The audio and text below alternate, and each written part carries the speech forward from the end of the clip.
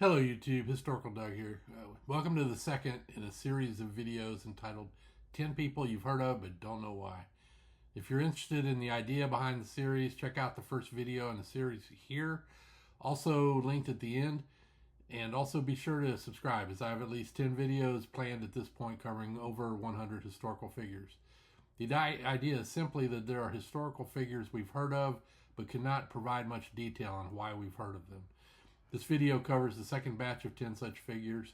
I do hope you'll weigh in on the characters we cover and hope I earn a like as well. The videos won't go much further than you if nobody clicks the like button or if you stop watching them 1 minute in. Okay, let's get started with historical figure number one. Okay, historical figure number one is Benjamin Disraeli. Benjamin Disraeli was one of the most colorful and influential figures in 19th century British politics. Born in London in 1804 to a Jewish family that later converted to Christianity, Disraeli grew up with a sharp intellect and an ambition for fame. He first pursued a career as a novelist, publishing romantic and political tales that revealed his fascination with power. After several failed attempts, Disraeli entered the House of Commons in 1837. At first he was ridiculed for his flamboyant dress and theatrical style, but he gradually won respect through his sharp debating skills and sheer perseverance. Aligning with the Conservative Party, he rose steadily through the ranks. Disraeli believed in a one-nation conservatism, a vision of bridging the divide between rich and poor. He argued that Britain's aristocracy had a duty to care for the working classes, an idea that some believe helped shape modern conservative thought. His rivalry with Liberal leader William Gladstone became legendary, defining an era of British politics. In 1868, Disraeli briefly became Prime Minister, and in 1874 he won a decisive election, leading a full government. During his tenure, he expanded the vote through reform acts, improved public health, and promoted housing for the poor. Abroad, he strengthened Britain's imperial influence, most famously by securing control of the Suez Canal shares, a strategic gateway to India. Queen Victoria appears to have admired him deeply, and their warm friendship stood in contrast to her cold relations with Gladstone. Disraeli flattered her, calling her the fairy and the best of women, while she raised him to the peerage as the Earl of Beaconsfield. Disraeli's health declined in the late 1870s, and he died in 1881, but he left behind a legacy as a two-time Prime Minister and architect of modern conservatism. Historical figure number two is Clare Boothe Luce. Clare Boothe Luce is considered by many to be one of the most remarkable women of the 20th century. An author, politician, diplomat, and trailblazer left her mark on American culture and life. Born in 1903 in New York City, Clare Boothe grew up in modest circumstances but showed early ambition and intelligence. In her 20s, she worked as an editor of Vogue and Vanity Fair. Her greatest literary success came in 1936 with her Broadway play The Women, a biting social satire that ran for over 600 performances and remains a classic of American theater. Clare married Henry Luce, publisher of Time and Life magazines, in 1935, which gave her a platform to expand her influence. During World War II, she traveled as a journalist, reporting from the front lines in Europe and Asia. Her vivid dispatches earned her wide respect. In 1942, she turned to politics, winning a seat in the U.S. House of Representatives from Connecticut. She was one of the few women in Congress at the time, and she spoke out forcefully on military preparedness and foreign policy. After the end of World War II, Clare remained active in Republican politics and was a prominent supporter of Dwight D. Eisenhower. In 1953, President Eisenhower appointed her U.S. ambassador to Italy, the first American woman to hold such a major diplomatic post. Her tenure was marked by strong anti-communist policies and efforts to strengthen Italy's role as a democratic ally during the Cold War. She resigned her ambassadorship in 1956, but continued to serve as an advisor, writer, and public intellectual. A devout Catholic after her conversion in 1946, she was deeply engaged in spiritual and philanthropic work. She lived a long, eventful life until her death in 1987 at age 84. Historical figure number three, Geronimo. Geronimo was born in 1829 in present-day Arizona in Nodoyon Canyon, east of Tucson, into the Bedonkohe band in the Chiricahua Apache. His Apache name was Goyaate, or possibly Goyaasle, meaning the one who yawns, interestingly. From an early age, he learned the traditions of his people, hunting, raiding, and surviving in harsh desert landscapes. In 1851, while Geronimo was away on a trading trip, Mexican soldiers attacked his camp, killing his mother, wife, and children. This loss appears to have marked him for life. He vowed revenge and became a fierce warrior, leading raids against both Mexican and later American forces. As the United States expanded westward, settlers and soldiers encroached on Apache lands. For decades, Geronimo led small bands of warriors in daring raids and escapes, outmaneuvering thousands of troops in both Mexico and the U.S. His courage and ability to survive made him a symbol of Apache resistance. In the 1880s, Geronimo's band was among the last holdouts of Native resistance. Pursued relentlessly, he finally surrendered to U.S. forces in 1886. His capture marked the end of the Indian Wars in the Southwest. Geronimo spent the rest of his life as a prisoner of war, moved between military posts in Florida, Alabama, and finally Oklahoma. Despite captivity, Geronimo became a national figure. He was exhibited at World's Fairs, rode in Theodore Roosevelt's 1905 inaugural parade, and dictated his autobiography. He died in 1909 at Fort Sill, Oklahoma. To his enemies, Geronimo was a relentless foe. To his people, he was a defender of their freedom. Today, he is remembered as one of the most enduring symbols of Native American resistance and resilience. Historical figure number 4, Niels Bohr. Niels Bohr was born in Copenhagen, Denmark in 1885 into an academic family. His father was a physiology professor and his mother came from a prominent Jewish family. Surrounded by scholarship, young Niels quickly developed a deep interest in science and problem solving. By the early 20th century, physics was in turmoil. Old Newtonian models struggled to explain the new world revealed by quantum experiments. After studying at the University of Copenhagen and working briefly in England with J.J. Thomson and Ernest Rutherford, Bohr became fascinated with the atom. In 1913, he introduced a revolutionary model. Electrons orbit the nucleus in discrete shells, and they jump between shells by absorbing or emitting energy. This Bohr model not only explained the spectrum of hydrogen, but laid the foundation for modern quantum mechanics. He was awarded the Nobel Prize for Physics in 1922. Bohr was not only a brilliant scientist, he was a mentor and institution builder. He founded the Institute for Theoretical Physics in Copenhagen, which became a global center for physics, attracting young talents like Heisenberg, Pauli, and Schrödinger. Many of the greatest breakthroughs of the 20th century were forged in its halls. During World War II, Bohr faced personal danger. His mother's Jewish heritage put him at risk under Nazi occupation. In 1943, he narrowly escaped to Sweden and soon after made his way to the United States, where he contributed to the Manhattan Project. Yet Bohr was deeply concerned about the destructive potential of nuclear weapons. After the war, he became an outspoken advocate for international cooperation and the peaceful use of atomic energy, even meeting world leaders to promote transparency in nuclear research. He died in 1962. Niels Bohr changed how humanity understands the atom and with it, the universe itself. Historical figure number 5, John Foster Dulles. John Foster Dulles was one of the most influential American statesmen of the 20th century, shaping U.S. foreign policy at the height of the Cold War. He was born in 1888 in Washington, D.C., into a family steeped in diplomacy and law. His grandfather, John W. Foster, had been Secretary of State, and his uncle, Robert Lansing, held the same office under President Woodrow Wilson. After studying at Princeton and George Washington University Law School, Dulles became a prominent international lawyer. His reputation grew after World War I when he served as a legal advisor to the Versailles Peace Conference. Over the next 3 decades, he built a career negotiating treaties and advising governments. In 1953, President Dwight D. Eisenhower appointed him Secretary of State. In that role, Dulles became the chief architect of America's global strategy against communism. He believed the Soviet Union posed an existential threat, and he advocated a policy of massive retaliation, the idea that the U.S. would respond to communist aggression with overwhelming force, including nuclear weapons if necessary. Dulles was also instrumental in building alliances. He helped establish SEATO in Southeast Asia and strengthened NATO in Europe, weaving a web of partnerships to contain Soviet influence. His critics accused him of being rigid and moralistic, framing conflicts as a struggle between good and evil. Yet his supporters saw him as a principled leader who gave clarity to America's role in the world.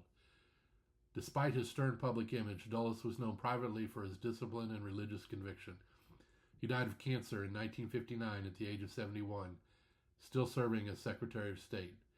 His name lives on in Washington Dulles International Airport, a reminder of the man who helped shape America's stance in the nuclear age. Historical figure number 6, Marie Curie. Marie Curie was born Maria Skłodowska in Warsaw, Poland in 1867. From an early age, she showed a brilliant mind and a relentless curiosity. But as a woman in Russian-controlled Poland, she faced huge barriers to higher education.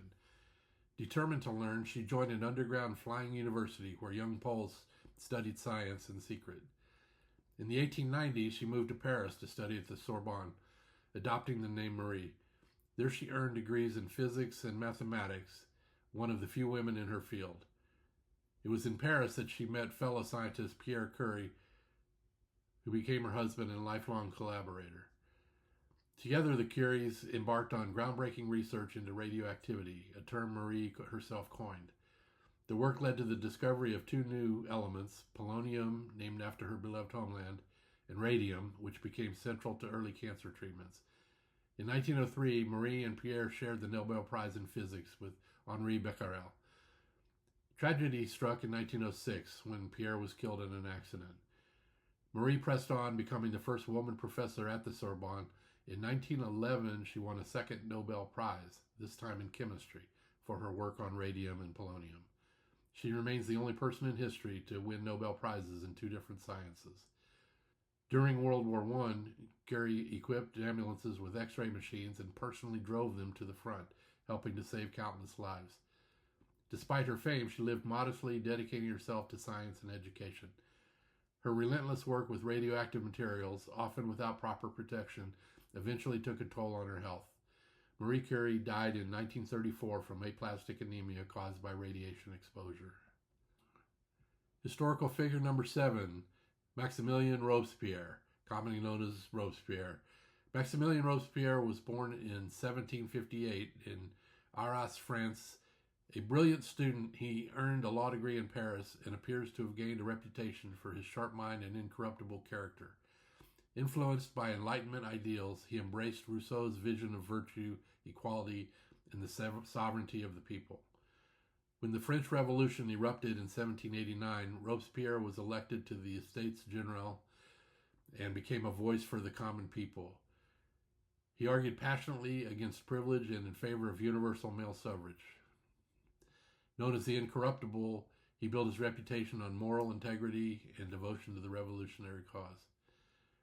As the revolution radicalized, Robespierre rose to power in the Committee of Public Safety, the body tasked with defending the new republic.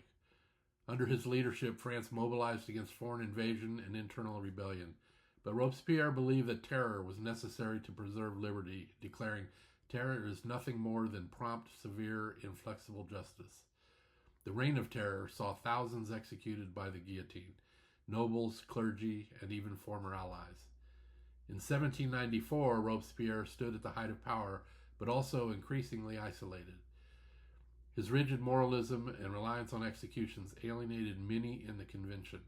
Fearing he would turn against them, his rivals acted first. On July 27, 1794, he was arrested. The next day, he and his closest supporters were guillotined, bringing the Reign of Terror to an abrupt end. Robespierre remains one of the most controversial figures of the French Revolution. To some, a defender of equality and the poor, to others, a fanatic whose idealism turned to tyranny. Historical figure number 8, Ho Chi Minh. Ho Chi Minh was born Nguyen Sinh Cung in 1890 in central Vietnam, then under French colonial rule. Growing up, he witnessed firsthand the poverty faced by his people. He left Vietnam as a young man in 1911, working on ships and traveling the world. His journeys took him to the United States, the United Kingdom, and later to France, where he became politically active in the socialist and anti-colonial movements. By the 1920s, he was a committed communist, helping found the French Communist Party and later traveling to Moscow for further training.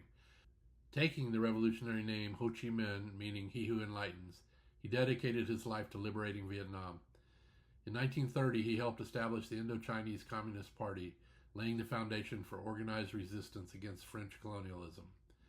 During World War II, Ho Chi Minh led the Viet Minh, a nationalist coalition that fought both Japanese occupiers and the returning French. In 1945, following Japan's defeat, he declared Vietnam's independence in Hanoi, quoting from the U.S. Declaration of Independence. But France refused to relinquish the colony, sparking the First Indochina War. After years of bitter fighting, the Viet Minh triumphed in the Battle of Dien Bien Phu in 1954, forcing the French to withdraw. Vietnam was temporarily divided at the 17th parallel. Ho Chi Minh led the Communist North, while the South was backed by the United States. His vision was always a unified, independent Vietnam, free of foreign domination. The escalating conflict between North and South drew in the U.S., leading to the long and devastating Vietnam War. There is, of course, way more to this story and differing viewpoints on who started the war and when it actually ended, after the 1973 peace treaty was signed and virtually all American forces had gone home, or in 1975 when North Vietnam reinvaded, overwhelming South Vietnam, who was no longer supported by the U.S. Ho Chi Minh died in 1969 before he could see Vietnam unified, but his vision endured. In 1975, 6 years after his death, North Vietnamese forces captured Saigon, bringing the country together under communist rule. Saigon itself, the name was changed to Ho Chi Minh City. To this day, he is remembered as the founding father of modern Vietnam, revered by some as a national hero and viewed by others as a controversial figure in global politics. Historical figure number 9, John C. Fremont. John Charles Fremont was an explorer, soldier, politician, and the first Republican candidate for president. Known as the Pathfinder, he helped map the West and shape the young nation's destiny. Fremont was born in 1813 in Savannah, Georgia, to a French immigrant father and a Virginian mother. After studying mathematics and engineering, he joined the U.S. Army Corps of Topographical Engineers, where his skills as a surveyor and a map maker set the stage for his rise. In the 1840s, Fremont led a series of expeditions into the American West. Guided by famed frontiersman Kit Carson, he mapped routes across the Rocky Mountains, the Oregon Trail, and into California. His vivid reports and maps, widely publicized back east, fueled the idea of manifest destiny and inspired countless settlers to head west. When the Mexican-American War broke out in 1846, Fremont was already in California. He joined the short-lived Bear Flag Revolt against Mexican rule and soon became the military governor under U.S. authority. Conflicts with senior officers led to his arrest for insubordination.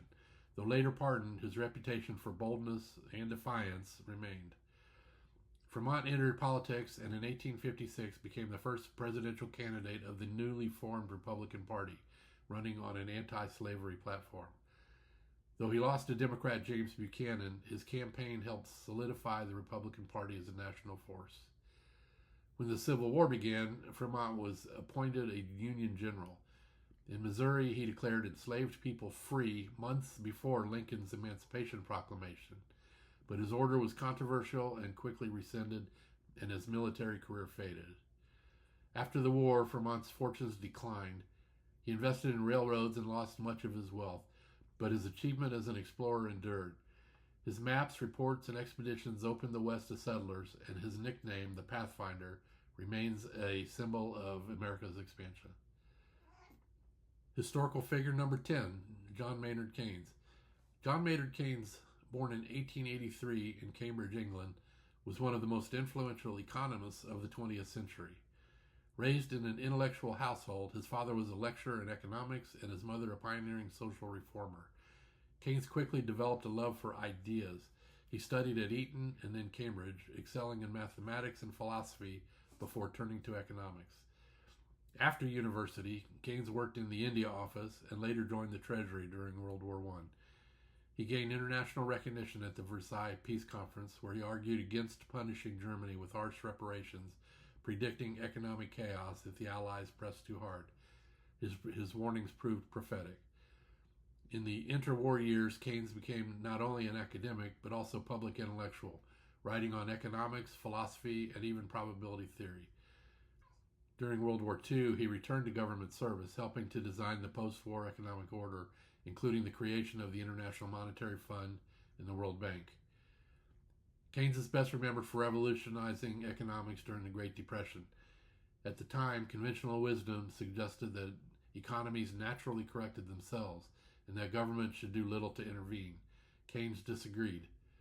In his landmark 1936 book, The General Theory of Employment, Interest, and Money, he argued that during downturns, economies could stall because of weak demand.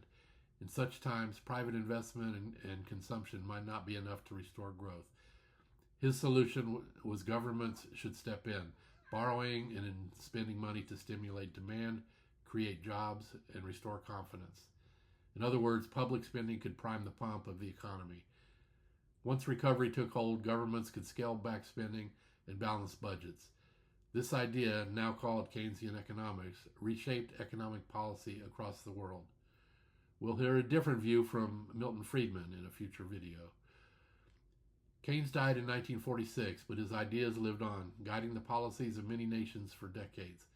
His belief that governments have both the ability and the responsibility to manage demand remains a cornerstone of modern macroeconomics. Whether embraced or challenged, Keynes' vision continues to shape debates on how societies respond to economic crises. Okay, there you go. That's the second edition of 10 People You've Heard Of But Don't Know Why. As noted, the list is much longer than 10 people, and we expect to do at least 10 videos and probably more. If you found this interesting, please give us a like, and if you want to see more videos, please subscribe so you'll be notified when future videos are put out. At this point, that should be about every 2 weeks. I do appreciate your time. Thank you.